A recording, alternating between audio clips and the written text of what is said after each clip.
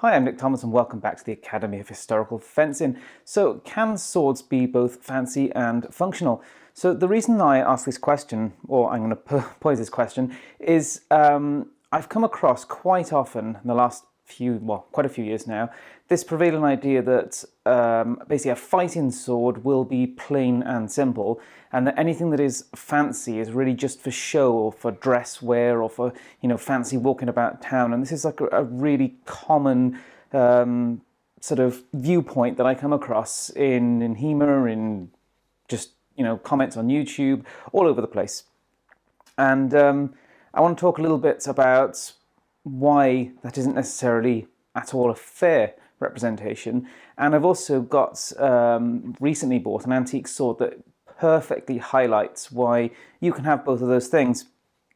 So the sword I'm going to show you is an 1803 sabre, an 1803 British infantry sabre. Now, I've shown several of these before. I had three of my own for a good few years, and I've had others that belong to friends that I've shown on the video as well. But I've got a new one that is even fancier, and it beautifully highlights that you can have a fancy and a functional sword all at once, because not only is it very fancy, it is, in terms of specification, a real monster. So here's the sword. So this is, an 1803 infantry officer sword, also sometimes called a flank officer sword or flank officer sabre. It is outlandishly fancy. Now, these 1803 sabres, they generally were quite fancy, but this is especially fancy in terms of specification and in condition, and it gives you an idea of how they would have looked when they were new. So most of these infantry officer sabres, and also cavalry for that matter, have blue and gilt blades like this for roughly half of their length. Not all, but most. And it's fancy decoration. But does it compromise the sword in any way whatsoever? No. It is still the same blade underneath, that blue and gilt, whether it's there or not. So that's fancy. It is really, really over the top and fancy for a fighting weapon, but it in no way compromises what the blade is. So if you use a rubbish blade, you're still going to have a rubbish sword. Use a good blade, it's going to be a good blade. Now, looking at the hilt, the slot hilt, sometimes called the guard's hilt, because it's generally believed that the guards used these first, because this wasn't new in 1803. It's just in 1803 they looked for a sword hilt to use as a new standard, and they chose from kind of what was already out there, and so they chose what supposedly the guards were already using, the foot guards. And yeah, it's really, really a fancy slot hilt with the GR cipher on the guard as well. Sometimes you will find some unit markings of some kind, usually just light infantry bugle or a grenadier grenade, of which some of my examples do have that. This doesn't have either of those. And you'll notice on this one the grip is ivory. Now, I absolutely do not support the ivory trade, but this is, it's a 200-year-old antique, so it is what it is. And, obviously that is fancy, and it looks super fancy. So everything about this sword looks outrageously fancy, to the, lion head's pommel, the really ornate slot hilt guard, because you can get slot hilts that are just plain, the steel with just, simple bars. They don't have all these sort of fancy sort of swirls and ciphers and anything like that. So you can get a simple slot hilt guard. For example, Nelson in the 1780s used a slot hilt spadroon. So you can get a very, very simple slot hilt. This is a very fancy slot hilt.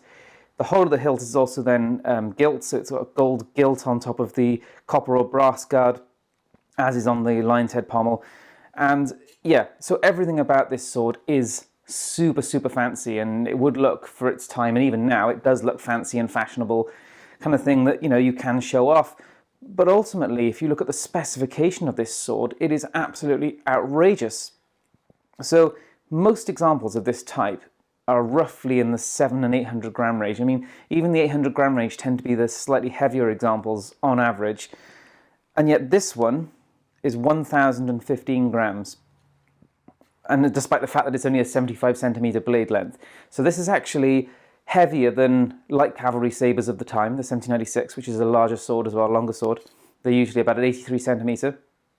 So this is smaller than those, despite the fact that it's heavier. It's almost as heavy as my heavy cav, which of course is famously a heavy sword. That's 1,040 grams, my heavy cav. So it's almost in that range. And this just gives you an idea that you can have an absolute monster of a fighting sword and it can still be super fancy. So this sword is 4.5 centimeters wide at the shoulder here. The shoulder on the back is 1 centimeter thick, 10 mil. So everything about this blade is built to be beastly. You'll notice it has very little profile taper. It has a reasonable amount of distal taper.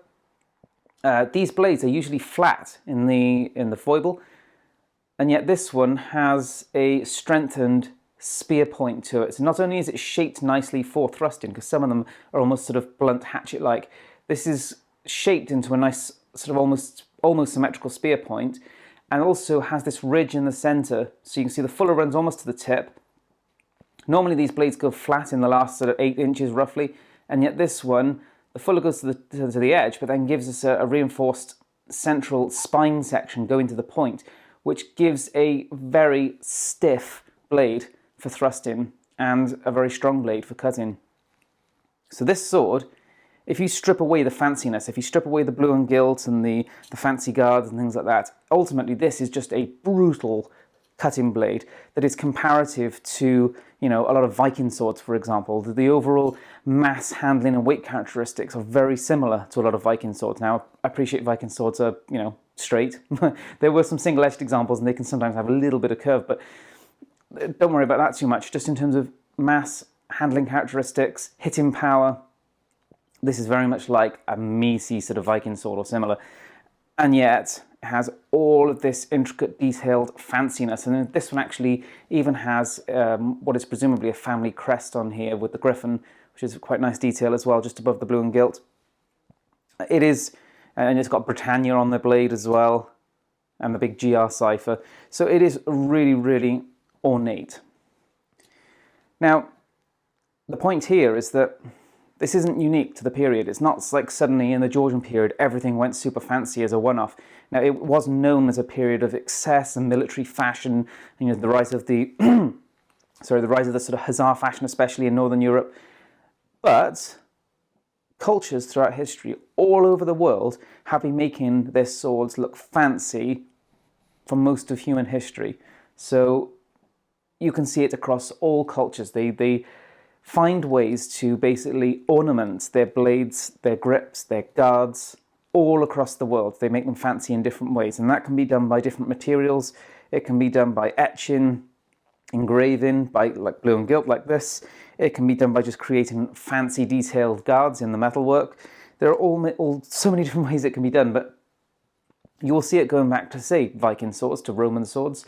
You'll see it in Japanese swords and Chinese swords. You will find ornamentation on fighting swords all over the world. Ornamentation and basically making things fancy is not just for dresswear swords.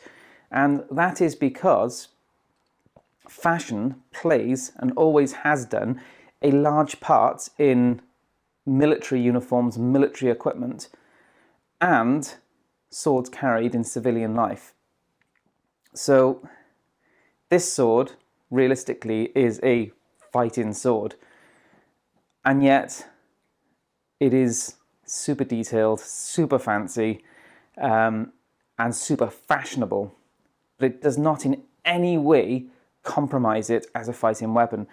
And there you go. So that is the conclusion. Yes, a sword can be 100% functional, because this does not compromise in any way. There is no compromise on this sword whatsoever. A sword can be 100% functional and yet super fancy, and it can show off all at the same time.